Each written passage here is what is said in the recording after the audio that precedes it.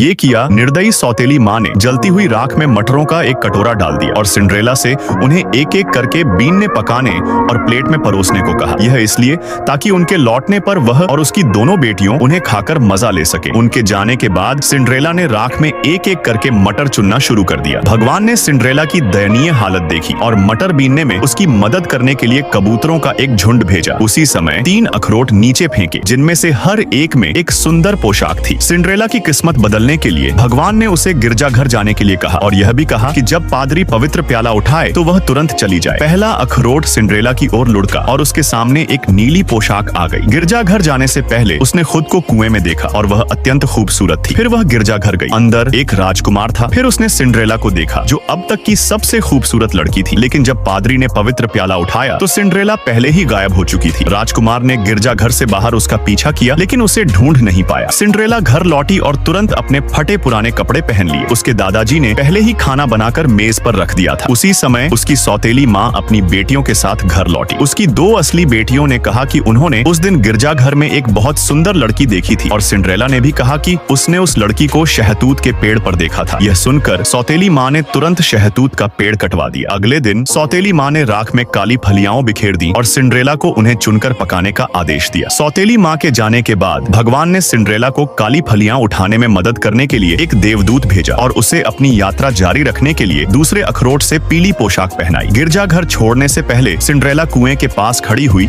और उसे आखिरी बार देखा। कुआं आसमान के तारों की तरह चमक रहा था। फिर वह फिर से गिरजाघर गई। राजकुमार ने उसे तुरंत पहचान लिया, लेकिन इससे पहले कि वह कुछ कह पाता, सिंड्रेला फिर से गायब हो गई। घर में जब उसकी सौतेली माँ अपनी दोनों बेटियों को लाई तो उसने देखा कि काली फलियां उठा ली गई थी और खाना तैयार था। तीसरे दिन सौतेली माँ ने राख में आटा डाला और सिंड्रेला से उन्हें बीनने को कहा। भगवान ने एक बार फिर लड़की को काम पूरा करने में मदद करने के लिए एक देवदूत भेजा। तीसरे अखरोट की पोशाक अपने आप सिंड्रेला के शरीर पर आ गई। पिछले 2 पोशाकों की तुलना में यह वाली पूरी तरह से हीरे से जड़ी हुई थी, जिससे उसके आसपास की हर चीज फीकी लग रही थी। इस बार जब पादरी ने पवित्र प्याला उठाया तो सिंड्रेला फिर से गिरजाघर से बाहर भाग गई। राजकुमार ने गिरजाघर के सामने गोंद लगाया और सिंड्रेला की एक कांच की चप्पल उसमें चिपक गई। राजकुमार ने चप्पल उतार दी और लड़की को पूरे देश में ढूंढने का फैसला किया। उसने जो भी लड़की देखी उसे अपना जूता देने की पेशकश की, लेकिन कोई भी फिट नहीं हुई। जब राजकुमार सिंड्रेला के घर पहुंचा तो उसकी सौतेली माँ ने सिंड्रेला को एक बड़े बर्तन के नीचे छिपा दिया था ताकि उसकी दोनों असली बेटियां कांच की चप्पल पहन सकें, लेकिन उनमें से कोई भी फिट नहीं हुई। तभी एक मुर्गे ने बांग दी और बताया कि मटके के नीचे एक और लड़की छिपी है। सौतेली माँ मुर्गे के पीछे गई और राजकुमार ने मटका उठाया तो अंदर सिंड्रेला थी। उसने कांच की चप्पल पहनी और वह बिल्कुल फिट आई। फिर सिंड्रेला राजकुमार के साथ शाही महल चली गई, जहाँ वह अपनी नीची जाति की हैसियत से बचकर सादा जीवन जीती थी।